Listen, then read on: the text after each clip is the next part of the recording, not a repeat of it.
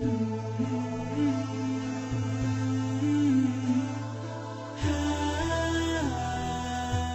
اللہ الرحمن الرحیم۔ السلام علیکم۔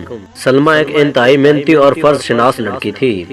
اس نے ایک نہایت غریب خاندان میں آنکھ کھولی تھی، مگر یہ والدین کے رزق کا حلال اور ان کی اچھی تربیت کا نتیجہ تھا کہ اس نے شروع سے ہی پاکیزہ سوچ کو پروان چڑھایا، محنت اور جدوجہد مسلسل پر یقین رکھا۔ سلمہ کے والد ایک مقامی فرم میں معمولی ملازم تھے اور والدہ مکمل طور پر ایک گھریلو خاتون، جن کی سوچ اپنے گھر سے شروع ہوتی تھی اور وہیں پر ختم۔ باہر کی دنیا کے بارے میں وہ مکمل طور پر ناآشنا تھی۔ مسز جبار ایک سیدھی سادی خاتون تھی، جنہیں اپنے 3 بچوں کو تعلیم دلوانے کا شوق جنون کی حد تک تھا۔ یہی وجہ تھی کہ نامساعد حالات کے باوجود بھی جبار صاحب نے اپنے بچوں کو حسب توفیق سکولوں اور کالجوں میں پڑھایا۔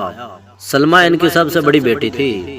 اس کے بعد عامر اور شاہد، تینوں بہن بھائیوں میں 2 سال کا فرق تھا۔ سلمہ نے میٹرک کے بعد FA اور BA بھی امتیازی نمبروں سے پاس کیا۔ آگے وہ MA ایجوکیشن کی تیاری کر رہی تھی کہ شاہد سے شادی ہو گئی۔ شاہد بنیادی طور پر ایک شریف اور مہذب انسان تھا۔ اس نے سلمہ کے ساتھ بہت اچھا سلوک کیا اور وقتی طور پر اسے بھی یہی محسوس ہوا کہ اس کی تکلیفوں کے دن کٹ جائیں گے، مگر جلد ہی اسے اپنی خوش فہمی کا احساس ہو گیا جب اس کے سسرال والوں نے اپنے رنگ دکھانے شروع کر دیے۔ اس کی ساس اور ایک نند نے صحیح معنوں میں اس کا نطقہ بند کر دیا۔ سلمہ نہ صرف پڑھائی میں اچھی تھی، بلکہ اس کی امی نے اسے گھر گھرستی کے رموز بھی بخوبی سکھائے تھے۔ خانہ داری، سلائی کڑھائی، سلیقہ غرض ہر شعبے میں وہ طاق تھی، مگر اس کے یہ اسلوب ساس، نند اور اتا کے دیواروں کو بھی قطعاً نظر نہ آتے تھے، بلکہ وہ وقتاً فوقتاً اسے بد سلیقہ، جاہل، گوار اور غریب جیسے القابات سے نوازا جاتا تھا۔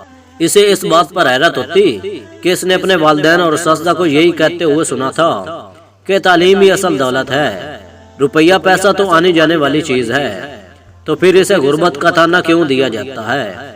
آہستہ آہستہ اسے اس بات کا بھی احساس ہونا شروع ہوا کہ اس معاشرے میں زندہ رہنے کے لیے دولت کی اپنی اہمیت ہے، لیکن یہ اس کے والدین کی پاکیزہ تربیت اور حلال رزق کا نتیجہ تھا کہ دولت کے حصول کے لیے اس نے کبھی بھی غلط راستے کے بارے میں نہیں سوچا تھا۔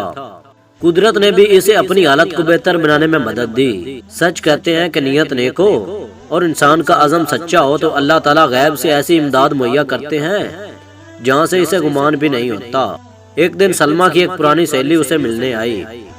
اس کی حالت دیکھ کر اور خاص طور پر اس کے سسرال والوں کا رویہ دیکھ کر اسے بہت افسوس ہوا۔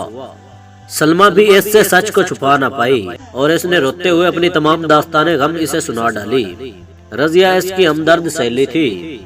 اس نے مشورہ دیا کہ وہ علامہ اقبال اوپن یونیورسٹی کی فاصلاتی تعلیم کی سہولت سے فائدہ اٹھائے اور اپنا MA مکمل کرے۔ اس طرح وہ گھریلو کام بھی کر سکے گی اور اپنی تعلیم بھی بڑھا لے گی۔ چنانچہ اس نے کچھ بچت کر کے اور اپنے شوہر کی رضامندی سے وہاں اپلائی کر دیا۔ ساس کو پتہ چلا تو اس نے آسمان سر پر اٹھا لیا کہ اب گھر کا کام کون کرے گا، گھر کی ذمہ داری کون اٹھائے گا۔ تو شاید نے انہیں سمجھایا کہ اس نظام میں سلمہ کا یونیورسٹی جانا ضروری نہیں، اس لیے وہ گھر کے کاموں کو بھی سر انجام دیتی رہے گی۔ سلمہ سلائی کڑھائی میں تو ماہر تھی، اللہ نے ایک اور طریقے سے بھی اس کی مدد فرمائی۔ وہ کچھ اس طرح کہ اس کے گھر کے قریب ہی ایک بوتیک شروع ہوا اور اس کی مالکن کو کپڑوں کی سلائی کرنے والے کچھ ماہرین خواتین کی ضرورت تھی۔ سلمہ کو پتہ چلا تو اس نے خاتون سے بات کر کے کام کا آرڈر لے لیا۔ گھر کی سلائی مشین پر اس نے موٹر لگوائی اور ساتھ ہی اس کی اچھی تعلیم اور ریکارڈ کی وجہ سے قریبی پوش علاقے کے کچھ بچوں نے اس سے ٹیوشن لینی شروع کر دی۔ اس نے انہیں اتنے اچھے طریقے سے پڑھایا کہ وہ اس کے گریدہ ہو گئے۔ جب اس کی ساس اور دیوروں نے دیکھا کہ وہ گھریلو کام کرنے کے ساتھ ساتھ پیسے بھی کما رہی ہے تو انہوں نے سختی بھی کم کر دی۔ وہ لالچی لوگ تھے۔ شاہد کے علاوہ دونوں دیور پڑھائی میں بھی بالکل پیدل تھے۔ سلمہ نے ان کو بھی پڑھانے کی بہت کوشش کی، مگر وہ بگڑ چکے تھے۔ اس طرح اس کی نند بھی میٹرک کر کے گھر میں فارغ تھی اور اسے سارا دن تیار ہو کر TV دیکھنے کے علاوہ اور بھابھی کی شکایتیں لگانے کے علاوہ کوئی کام نہ تھا۔ سلمہ کی ماں جب یہ ساری صورتحال دیکھتی تو اسے بہت رنج ہوتا، مگر پھر وہ شاہدہ کی شرافت اور اس کے حسن سلوک کو دیکھتے ہوئے اسے کسی حد تک صبر آ جاتا اور وہ اپنی بیٹی کے اچھے نصیبوں کی دعائیں کرتی ہوئی چلی جاتی۔ شادی کو 2 سال گزر گئے۔ سلمہ کی گود ابھی تک خالی تھی اور اس کی ساس کے چلائے ہوئے نشتروں میں اس کے بانجھ ہونے کے تانوں کا بھی اضافہ ہو چکا تھا۔ اسی دوران اس کا ایم اے بہت اچھے نمبروں سے پاس ہو گیا تھا اور اس نے اسپیشلائزیشن کے لیے آگے اپلائی کر دیا۔ شاہد کی بھی پرموشن ہو گئی۔ سلائی اور ٹیوشن کا کام بہت بڑھ گیا تھا، مگر سلمہ کو جیسے اللہ نے آنی حوصلہ دیا تھا، وہ چپ چاپ اپنے سسرال والوں کے مظالم برداشت کرتی اور اپنی ساری کمائی ان کے حوالے کر دیتی۔ شاید یہ سب کچھ دیکھتا، مگر ماں بہن اور بھائیوں کے آگے بولنے کی ہمت اس میں نہ تھی۔ گھر کا بوجھ کم کرنے کے لیے اس نے بھی شام کو ایک فیکٹری میں جانا شروع کر دیا۔ اسی دوران حکومت کی طرف سے اسکولوں کے پرنسپل اور سینئر اساتذہ کی خالی نشستوں کا اشتہار اخبار میں چھپا۔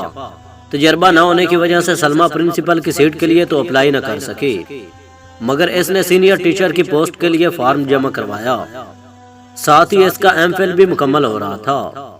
اسے منتخب ہونے کی نوید مل گئی، مگر اسے جو سیٹ ملی وہ سندھ پنو عاقل میں تھی۔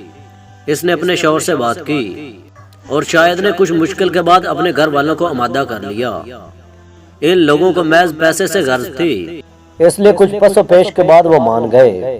شاید نے اپنے گھر والوں کے علم میں لائے بغیر اس علاقے میں ٹرانسفر کی کوشش کی اور اپنے افسران بالا کی منت سماجت کرنے کے بعد اپنے ٹرانسفر کروانے میں کامیاب ہو گیا۔ خدا نے جیسے ان دونوں کو صبر اور اچھی نیت کا ثمر دیا، جیسے ہی وہ دونوں پنو عاقل شفٹ ہوئے، سلمہ کی گود بھی ہری ہو گئی۔ 5 سالہ تجربہ مکمل ہونے پر اس نے پرنسپل کے لیے درخواست دی اور تحریری امتحان بھی پاس کیا۔ اچھا تعلیمی کیریئر اور شاندار ریکارڈ کو مد نظر رکھتے ہوئے انٹرویو پینل کے اراکین نے کامیاب امیدواروں میں اسے پہلے نمبروں پر منتخب کیا۔ اس دوران اللہ تعالیٰ نے اسے ایک بیٹے اور بیٹی سے نواز دیا۔ شاہد نے اپنی بہن کا رشتہ دفتر کے ایک عمر رسیدہ کلرک سے کر دیا اور اپنے بھائیوں کو قرضہ لے کر باہر بھجوا دیا۔ باہر کے دھکے کھانے کے بعد ان کی بری عادتیں بھی ختم ہو گئی تھی، وہاں ان کو مزدوری کرنا پڑتی۔ اپنے ماں اور باپ کو شاہد نے ساتھ رکھ لیا۔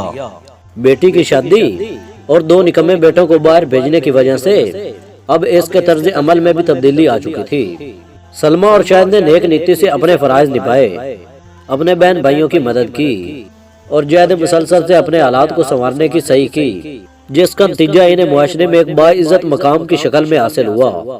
ہمیں بھی چاہیے کہ اگر زندگی میں کوئی راستہ دشوار گزرا ہو تو مایوسی کے اندھیروں میں بھٹکنے کی بجائے اپنے رب سے لو لگائیں اور مستقل مزاجی سے محنت کریں۔ اللہ تعالیٰ محنت اور اچھی نیت اور خلوص کا صلہ کبھی بھی رائے گاہ نہیں جانے دیتا۔ اگر ویڈیو اچھی لگی ہے تو ویڈیو کو لائک کریں اور نیچے کمنٹ سیکشن میں اپنے خیالات کا اظہار کریں۔ ویڈیو واچ کرنے کے لیے شکریہ اور ملتے ہیں اگلی ویڈیو میں، تب تک کے لیے اللہ حافظ۔